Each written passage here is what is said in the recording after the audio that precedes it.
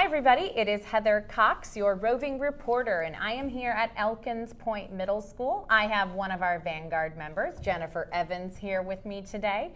Jennifer, tell us quickly, why we're here. What are we talking about at Elkins Pointe? Well, we're here because I feel like Elkins Pointe did just a wonderful thing. Last year, our personalized learning team decided what their 3 principles were going to be for the personalized learning, varied strategies, choice and voice, and choice in demonstrating learning. And we wanted to allow the teachers, and plus we rolled out this year with our one-to-one technology, so we wanted to give teachers a place, a time to be free to try new things in their classroom with personalized learning strategies, station rotations, things like that, things that they're not used to doing.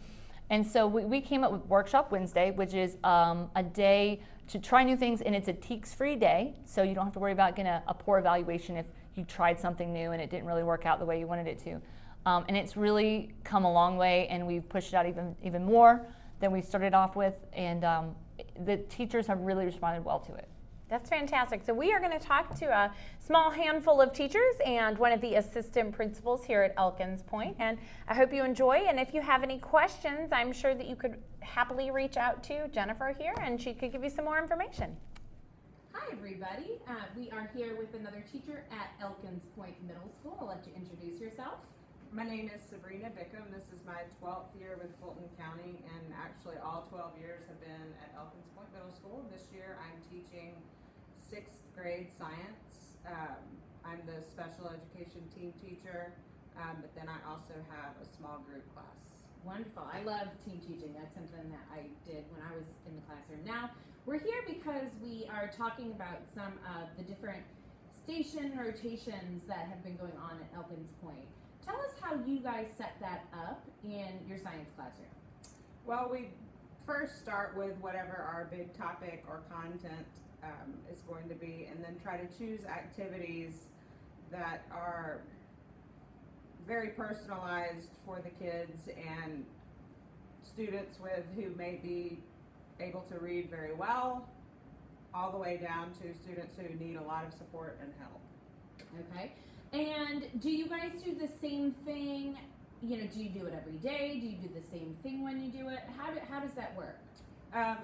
Sometimes we allow the students to choose their activities, but sometimes they are assigned based on previous either quiz scores or test scores. They have the opportunity to choose from things such as creating videos related to the content. We use something called a think-tac-toe, which gives them 9 different activities to choose from. They're required to do 1, but have to choose from 2 from the other 8. And also we try to pull small groups of kids at least 2 to 3 times a week to do teacher-led stations to make sure that we're meeting with those kids who need more support. That's great. So there were lots of different personalized learning pieces in there. You have some just-in-time direct instruction, meeting in the small group. You've got the choice and voice, which is great. And still, some of the teacher requirements in there, because sometimes I think people believe with the personalized learning that we're going to give the kids free reign and let them do whatever they want. So what's the student response been to the stations? They really love it. I've even heard kids say, "Oh, I love Workshop Wednesday," but we've really tried to expand it into other days during the week and not just on Wednesday, because we've seen so much success with the kids. So they've really enjoyed it. And that's great. And I think that that's a really good point for people to recognize too, that you don't have to change your entire schedule all at one time. You guys tried it on one day, got comfortable with it, got the students engaged in what they were doing, and then expanded it to other things. So when you have a lot of stations going on, that is a lot of kids moving, a lot of different activities taking place at one time. How do you manage something like that? Well, when we introduce the stations at the beginning of each unit, we make sure we give a thorough explanation of what's required for each station, but then also what are our expectations as far as behavior goes within the classroom, and review them frequently each time the kids are working in stations, and constantly monitoring behavior and just giving the kids reminders that we want to see productivity. And that's fantastic. Well, thank you so much for chatting with us No today. problem. Thank you. Hi everybody, we are here with another teacher at Elkins Pointe Middle School. Go ahead and introduce yourself for us. I'm Shantae Streeter. I teach 7th grade social studies. Okay, social studies is one of my favorite topics. Mine Tell us how you guys here in social studies do your station rotations. Okay. Well, I like to start off with about 2 stations. If it's something that I want to help reinforce a new standard, if it is a standard that I've already covered, I may add in a 3rd station and spend about 15 minutes at each station. Usually we start off with a mini lesson sometimes the day before if it requires a lot of time, and then that way when they come in the next day it's already kind of in their forefront. They know to look at the board and look for any kind of seating, and they just grab a seat. So they already know a routine of how it goes for seating purposes. And before the school itself decided to do this like kind of workshop Wednesday thing initially, were you already doing stations, or is that something that you adopted along with everybody else? Here and there I would, as needed, but once we became a school that was doing it, I wholeheartedly came on board with it and started finding ways to make it work for the students, and then help me be able to work with them in small groups so that I could individualize their learning and personalize it to them.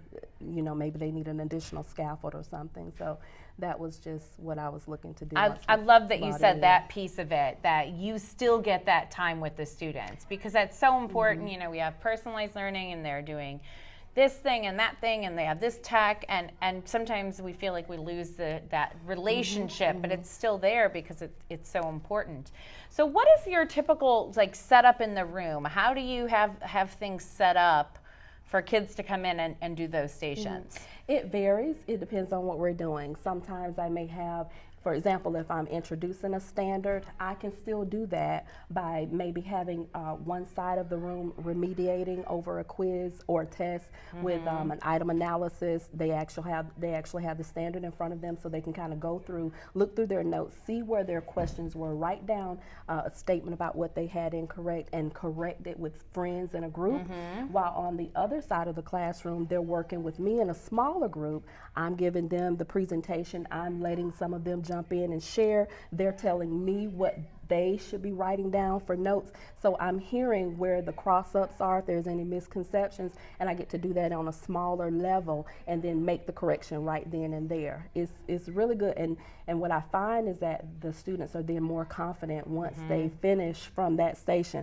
So when they come in the next day, they feel better about that standard because they started off being able to get those little things that they perceived incorrect corrected on the spot. And what about student engagement during that time? What have you noticed? You know, are the students more engaged when they are going through stations? They are because they know they have a task at hand. They have clearly defined instructions. I start off giving a brief mini lesson just to make sure everybody knows how the stations rotate. I have a timer in place, and they know once the timer goes off, it's time to pack up, leave the station just like you found it, and move to the next station. And so it usually just flows very well. They get into a routine of it and they know what to expect. That's fantastic. And what is it you have in your hands? These are some of the station rotations that we have had in the past.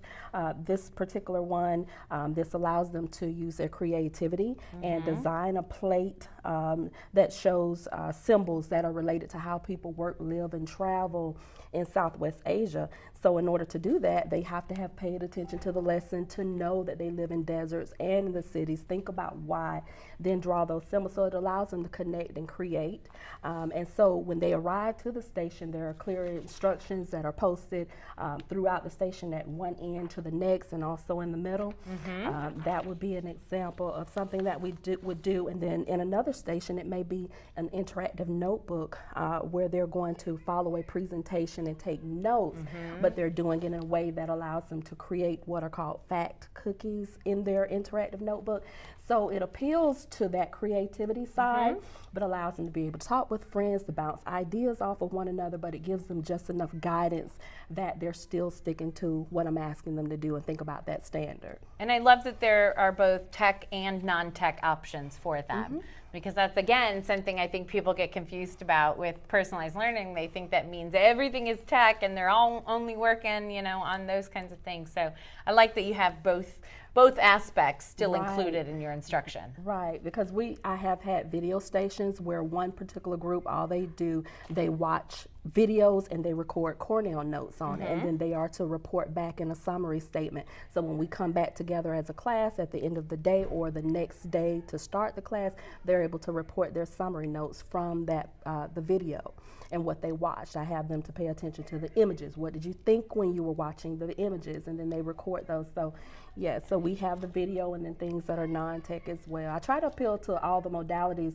That's what I like about the Workshop Wednesday, because it allows me the flexibility to give them what they need, whether it be pull them in small groups, get them in the back at the table, and be able to do some reading and some vocabulary work with them. So That's fantastic. Well, thank you so much for chatting with us you're today. welcome. Thank you. Hey everybody, we are here with the assistant principal at Elkins Pointe Middle School. Go ahead and introduce yourself for us. I'm Dr. Beverly Hollinsworth, and I am the assistant principal for 8th grade and math department and some other departments here. Great, and we are here to find out how the Workshop Wednesday and subsequently the station days got started. Well, I wasn't actually on the original committee, but I know that the personalized learning committee met, and from the voices of teachers, they came up with, hey, can we have a safe place to make mistakes? And so they came up with the idea of a Workshop Wednesday, which would be a TEKS free zone. And so that would mean that they would not have to worry about the administrators coming in and evaluating them if they're not seeing something just right or if things go wrong. And they were feeling more free to step outside the box and try the stations and do things that they hadn't done before. And I think that's a really important thing for people to remember. I know that when I was still teaching and was trying to get people to do some different things, they were terrified of the tech falling apart or something new not going right and somebody walking in and seeing it. So the fact that you've created that safe space for them where they felt comfortable, hey, nobody's gonna come in and judge me, Right. let's give it a shot. And so it's very, very cool that it started on one day and then people have now Right, chosen and to do so other now things. they're like, can we do it more? And it's not like we never walked in, because they would come and say, hey, here's what I'm doing today, come see it. And we would be more than happy to go see it. And they could talk about with their peers and also with us, we've got to do this better, or we need to try this, or can we have this support?